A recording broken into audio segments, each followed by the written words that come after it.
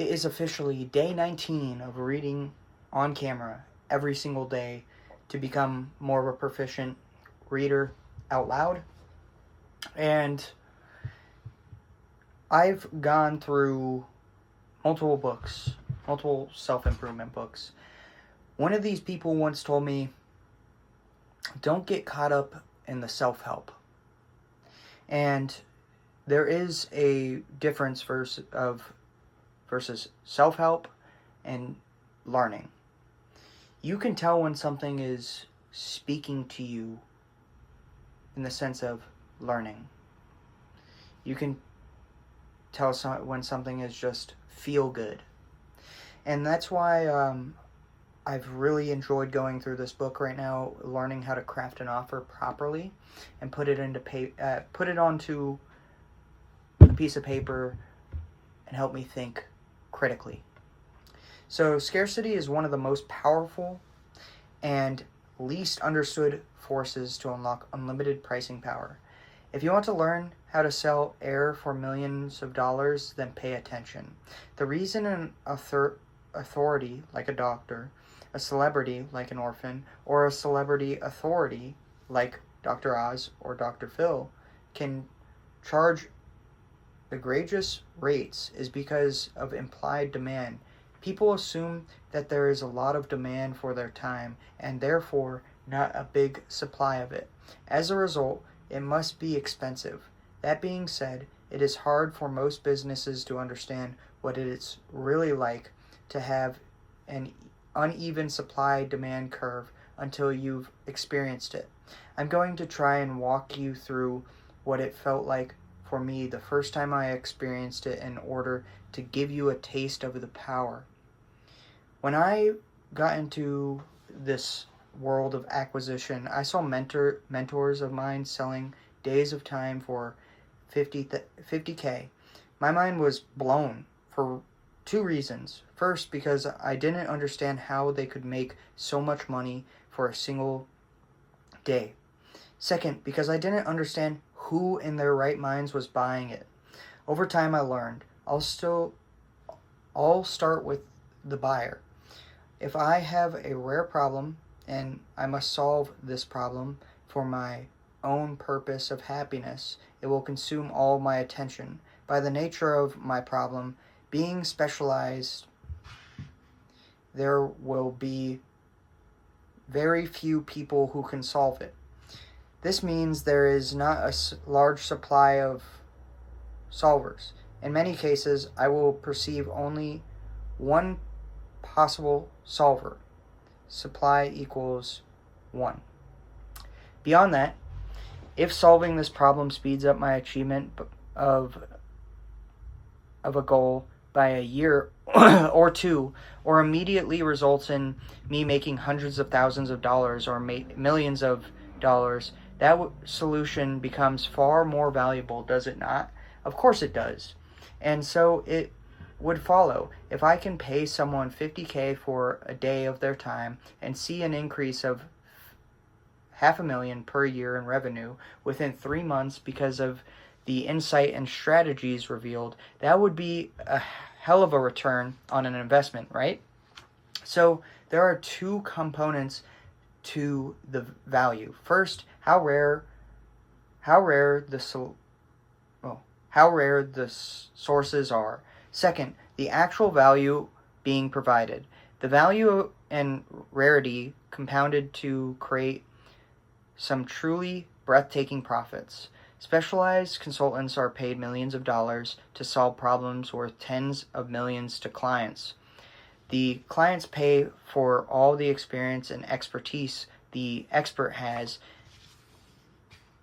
and avoids the cost of errors, time, and money. In short, they skip the bad stuff and go straight to the good stuff more quickly and for less money than it would cost to figure it out on their own. A beautiful economic exchange. I personally experienced this for the first time when I had two different people offer me 50K for a day of my time after speaking at an event. They were scaling an educational business in my niche. Not not too dissimilar from my own, and couldn't get past the $1 million per month mark. As someone who was doing $1 million per week in the same business type at the time, I was very specific. I was a very specific type of person with the key to their problem. So what happened, you asked? Drumroll, I didn't accept their offers. Why? Because I was making more than $50K per day in profit from my business and didn't want the distraction. At the top it says real life value case study. There are many people who can solve the problem, how do I make 10K per month? But far few who can solve how can I add 5 million in profit without adding an extra product line to my business. This was a real project that took me 60 minutes and resulted in exactly 5 million in bottom line profit by slightly altering the product model of the business. You could say the business owner was very happy with the result of the engagement. Author note. It was years later I started blank.com to help these very people, but instead of charging a day rate, I simply became an equity holder of the company to completely align interest for short and long term. And so I can see the implications through. And as my time is limited by the laws of physics for everyone else below that 3 million to 10 million per year mark, I make all these materials for free. After the event concluded and I was speaking to blank, I realized how I had somehow become one of those people. I had somehow become one of those people I always wondered about. It was a very surreal experience for me. I finally understood how premium prices were truly made. Simple supply and demand. There is little that substitutes for incredible demand. You can try and fake it, but there is a special type of zero fucks given vibe that's hard to replicate when you truly do not need a person's money or even want it. That's how these guys can charge so much, because they don't need it. The person who needs the exchange less always has the upper hand. I always try to remember that. It's one of those negotiating and pricing principles that has best served me in life. But blank, how are you able to show me how to use scarcity to increase the amount of people who want my offer when currently no one does? Great question. Let's attack some real world in the trenches strategies to reliably create scarcity. Creating scarcity. When there's a fixed supply or quantity of products or services that are available for purchase, it creates scarcity or a fear of missing out. It increases the need to take action and, by extension, purchase your offer. This is where you publicly share that you are only giving away X amount of product or can only handle Y new clients. For example, if a musician drops a limited edition hoodie and says he only made 100 and they will never be made again, are you more or less likely to buy it than one that is always available? More likely. Naturally, the idea that you can never get it again makes it more desirable. This is an example of scarcity. It is the fear of missing out on something. It pulls on our psychological fear of loss to get us to take action. Humans are far more motivated to take action, to hoard a scarce resource, than they are to act on something that could help them. Fear of loss is stronger than desire for gain. We wield this psychological lever to get your clients to buy in a frenzy all at once until you are sold out. 3 Types of scarcity. 1. Limited supply of seats/slots in general or over X period of time. 2. Limited supply of bonuses. 3. Never available again. But how do you use these properly without being a phony? I'll try and give you some real-world examples. Before I continue, I'm going to give some real-world examples because I think this is very common in the video game industry. Scarcity. When you throw an event with cosmetics in a video game, aka battle passes, Fortnite Battle Pass, or the limited time Travis Scott outfit in Fortnite, or the finals. I play a lot of the finals. So all of these events create scarcity and make people want to play the game even more.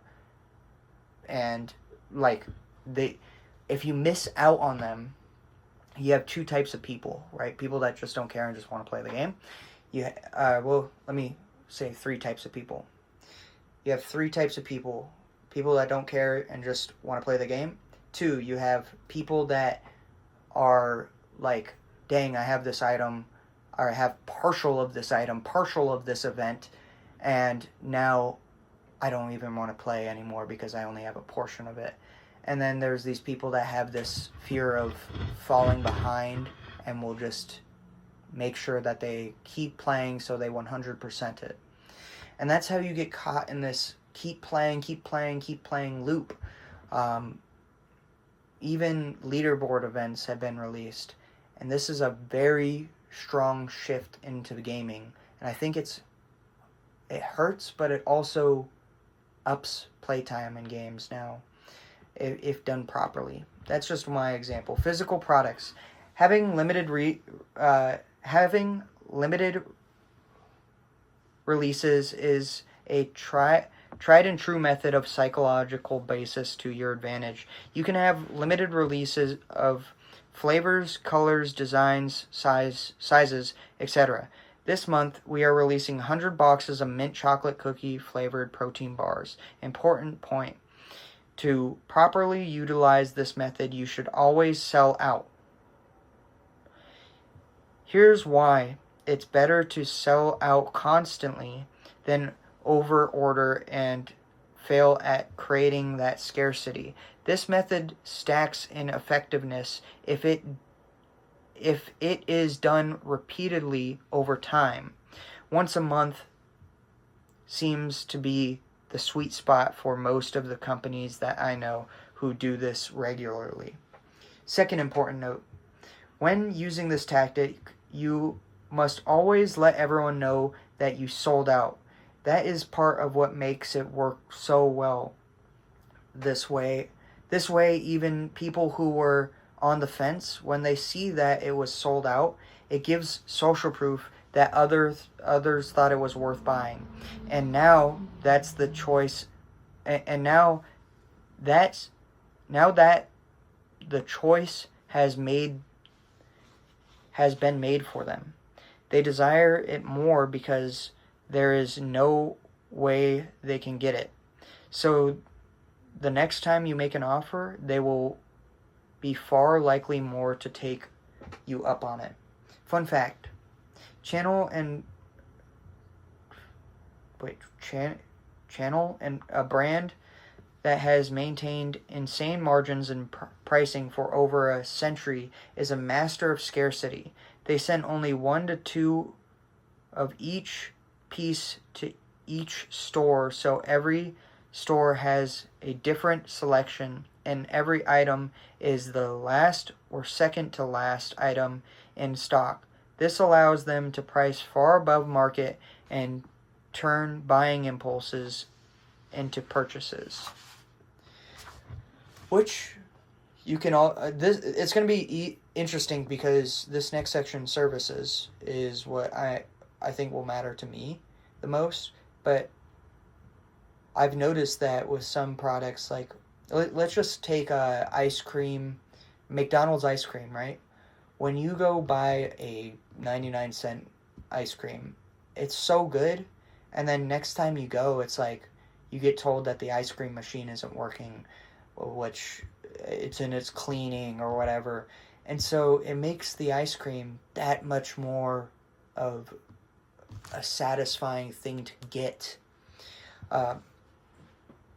That's just one of them. I'm sure there's many more examples of this. And I wonder if that's even on purpose, too. Like, why hasn't McDonald's, this is a side note, why hasn't McDonald's upgraded their machines to be selling a bunch of ice cream? Because it seems like everybody wants it. Is this why? Because it keeps them coming back? Because if you walk through to a McDonald's and there's no ice cream, you're still probably going to get a burger. You're still probably going to get some fries, a meal, whatever. You're just not going to get the dessert. Maybe you'll get an apple pie. My friend mentioned to me the other day, too. Another side note. McDonald's has pancakes?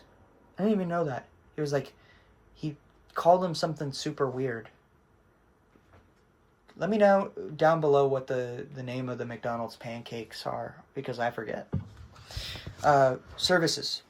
With services, especially if you want to constantly get customers, it can be a little trickier to use scarcity. But I will show you a few simple ways to employ scarcity ethically to increase your take rates on offers. These all have elements with very slight tweaks. I'm encountering these because one of these might mentally fit your business model more than others. 1. Total business cap. Only accepting X clients. Only accepting X clients at this level of service ongoing. This puts a cap on how many clients you service, but also keeps in mind you create a waiting list for new prospects. The moment the door opens, they jump right in and price resistance disappears. Periodically, you can increase the capacity by 10 to 20%, then cap it again. This works well for your highest tiers or service levels. A. This is like saying my agency only will serve 25 customers total, period. Over time, you can increase your prices and squeeze the lower performing accounts out and bring in new more profitable accounts, or you can periodically open slots as your capacity allows, always leaving some demand unmet. 2. Growth rate cap. Only accepting X clients per week. We only accept 5 new clients per week, and we already have the first 3 spots taken. I have 6 more calls this week, so you can take the spot or one of my next calls you can take the spot or one of my next calls and you can take the spot or one of my next calls and you can wait until we reopen. I have used this method since the beginning of my business. I already knew what my capacity was per week and simply chosen to let our prospects know how many openings we had left. This banks on the fact that you can only handle a certain amount of new clients anyways on a regular basis, so you might as well let them know it. Cohort cap. What is this? Cohort. I don't think I've ever heard that used before. What are we at for time? Alright,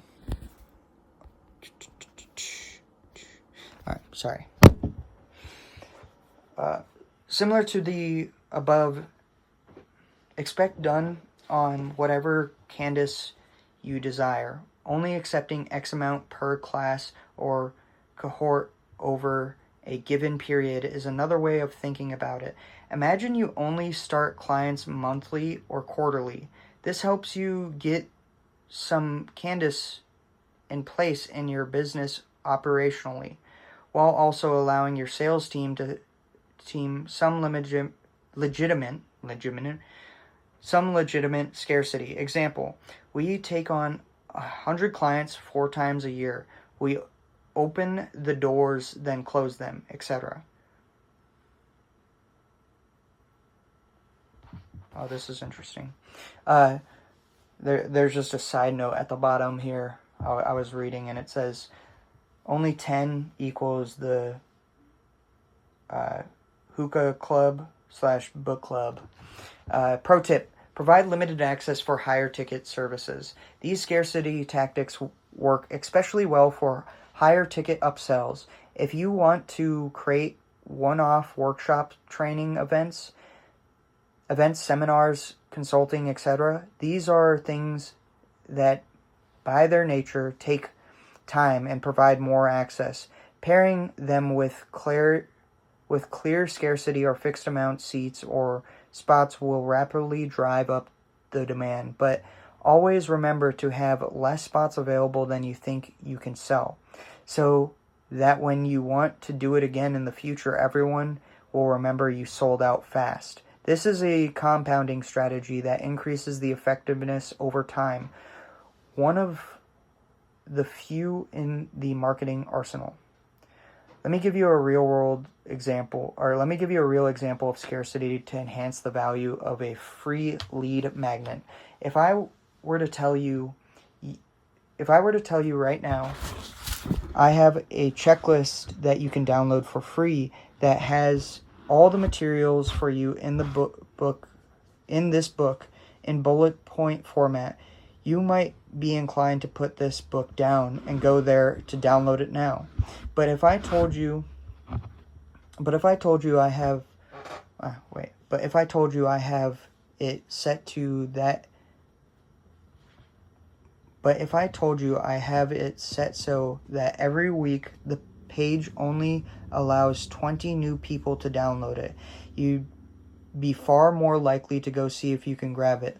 And even more so if when you try it, you see that it already ran out for this week. Result?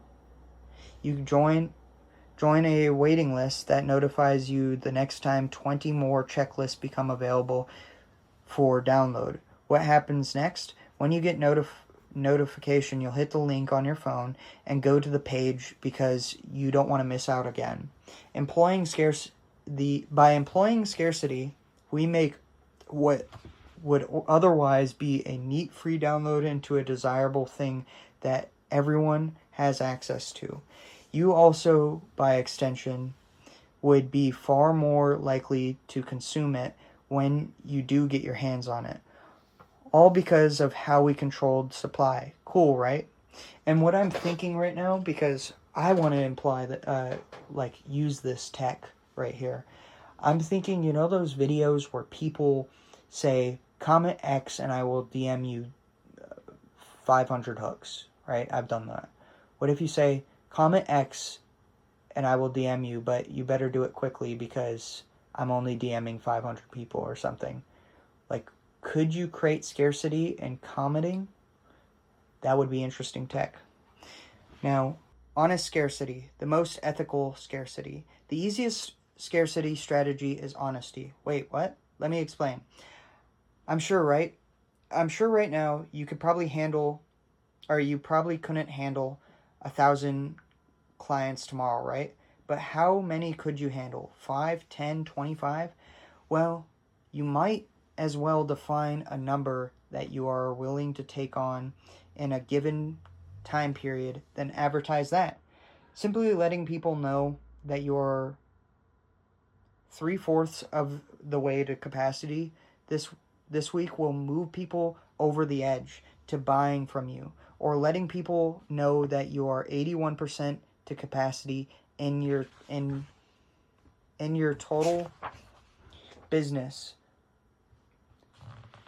will make people more likely to sign up with you before they lose the chance. Scarcity also implies within it social proof. If you are 81% to capacity, then a decent amount of people made the decision to work with you. And the closer you are to getting your arbitrary fullness, the faster the spots will disappear, but only you get to draw where that line is. Full. Neat, right? Then it goes over the summary tips and tricks, and we will be starting tomorrow, enhancing the offer urgency. Thank you guys for watching.